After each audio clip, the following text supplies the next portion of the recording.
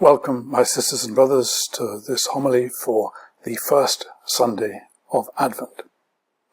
Rather than starting in by talking about the meaning of Advent, I'm going to let the texts do the work, and maybe we'll get some glimpse of what's going on in Advent by the end. So today we start with the very end of St. Mark's apocalyptic discourse, the discourse which Jesus pronounces, explaining to his disciples the meaning of the things that are to come and how to survive them. In St. Mark, Jesus doesn't talk about this to all his disciples. He chooses four: Peter, James, John, and Andrew. So the apocalyptic discourse is given to them. It's to four quite specific people. We're going to see why that's important, because he's talking to a you, which is quite specific. And only at the end does he say, "What I say to you, I say to all." And we're going to see why that's important.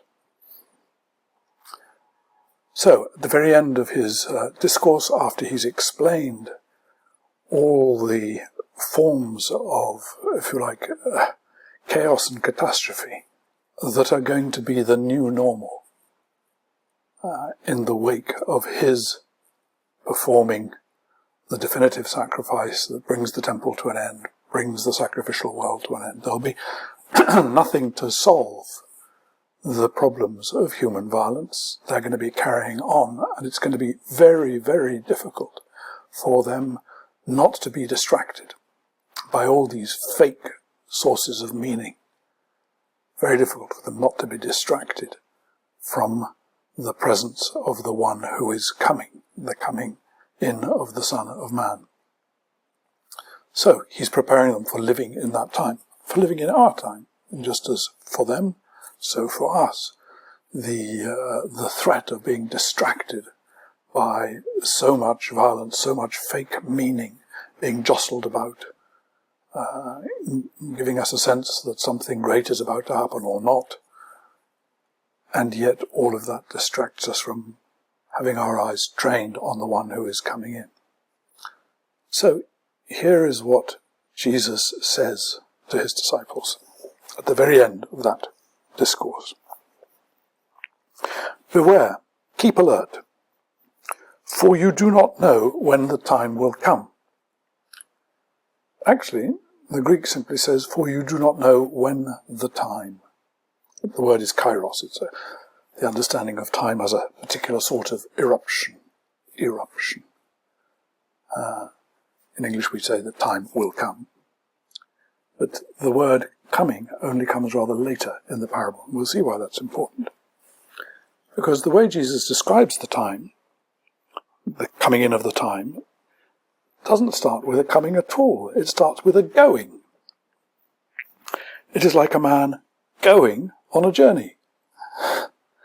So our first reaction tends to be to put that aside and say, "Oh, well, he must be telling us about the time that the master is away." But actually, that's not what it says.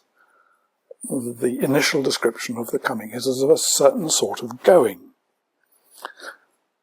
Man going on a journey when he leaves home and puts his slaves or servants in charge, each with his work. Well, this is what Jesus is about to do, and it's what he's been doing with his disciples. He's about to go, and he's been putting them in charge, particularly Peter, and no doubt he's treating James, John, and Andrew in similarly important ways. He's preparing them, and one of them he's put as a doorkeeper. And he commands the doorkeeper to be on the watch. The keeper of the door is, of course, the one who has the key to bind and unbind. So, and this is also a reference to Peter. We're going to see how important this is. He's talking to these four, preparing them for the time, and the time is described as a going, with them being set up in order to be able to cope with it. And then he says to them, "Therefore, keep awake." This is this wonderful from Gregorete. Today is the great day for anybody called Greg or Gregory. Today is the day when your name makes it big into the gospel. Be vigilant, stay awake. And that's his instruction to these four. He's telling them about the shape of their, if you like, the tension in which they're going to live as being watchmen. The staying awake. For you do not know when the master will come. And here we have the word come. First of all, it was the word going. You do not know when the master will come. In the evening, or at midnight, or at cockcrow, or at dawn. Or else he may find you asleep when he comes suddenly.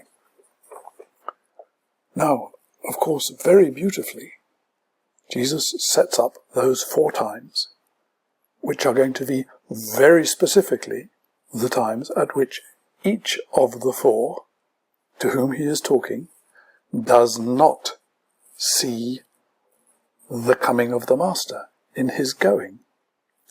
Because in the evening, Jesus hands himself over to them in the form of the Last Supper, setting up the Eucharist. At midnight, while they're all asleep in the Garden of Gethsemane, including 3 of these 4 very close to Jesus, that's Peter, James and John, Andrew gets left out. While they are asleep, suddenly Judas arrives and Jesus is handed over. It's the second handing over. Then, at cockcrow, Peter hands over Jesus. Peter betrays Jesus. He denies him in the courtyard of the high priest. And at dawn, the Sanhedrin hands Jesus over to the Romans. So every single one of the moments of the Son of Man coming look in fact exactly like his going, but a particular sort of going, the sort of going that is a handing over, a going out of being, a self-giving up out of being, and a violent being taken out of being, a being betrayed out of being, a being dismissed as part of political convenience, going out of being. In every single one of those, the coming looks like a going. And guess what? This happens in the few days immediately after Jesus has explained this to those 4. Which is why it's tremendously important that he then says, what I say to you, I say to all, keep awake. Why? Because these 4 get it wrong. This is the wonderful thing about the gospel. Jesus is setting up his disciples to get it wrong, to fail to perceive the coming. Why? So that they can then bear witness to us of what it looks like to be a failure, so that little by little we may all learn to get it right through failing. This is the wonder of the gospel. It's mercy for screw-ups, not correctness for those who want to be right. This is what's being offered here. How we are going to be able, despite our failures, to come back time and again to having our eyes trained on the coming, to be able to see one going out of being. So, think of what we're celebrating in the Mass as being a calling to mind this glorious failure.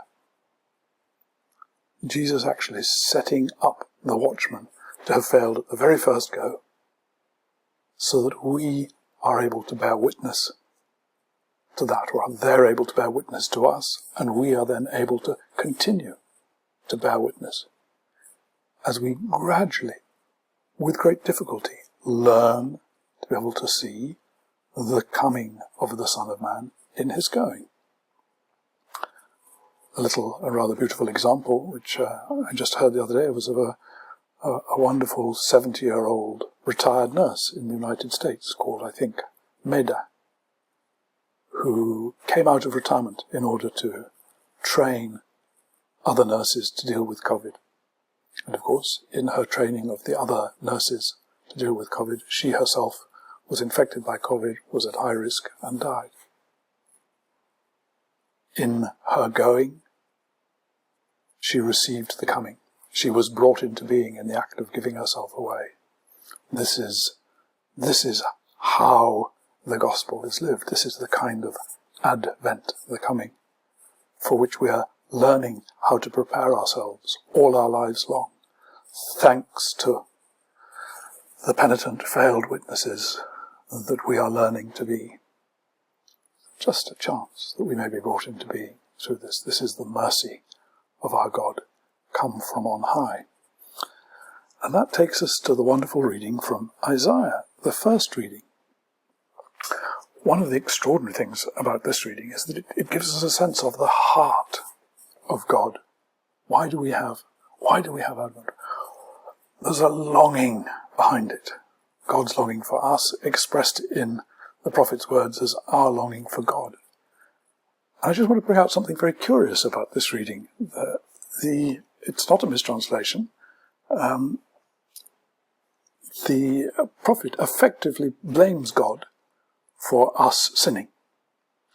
There's a wonderful sense of how completely the Hebrew religion was and is, and ours should be, the religion of creation. It's the Creator who brings everything into being, who holds everything in being. Therefore, if we are screwing up, actually it's He, the Creator, who is not making it possible for us to follow His laws and enter into His ways. So the longing is, for God's sake, show us your mercy and enable us to be put right. In other words, the prophet is not asking for a blanket forgiveness from above. He is begging for the presence of that which makes forgiveness possible, if you like, the reconciliation, to be alive and amongst us as humans, the fount of reconciliation be possible. Otherwise, it's, we've all become like one who is unclean, and all our righteous deeds are like a filthy cloth.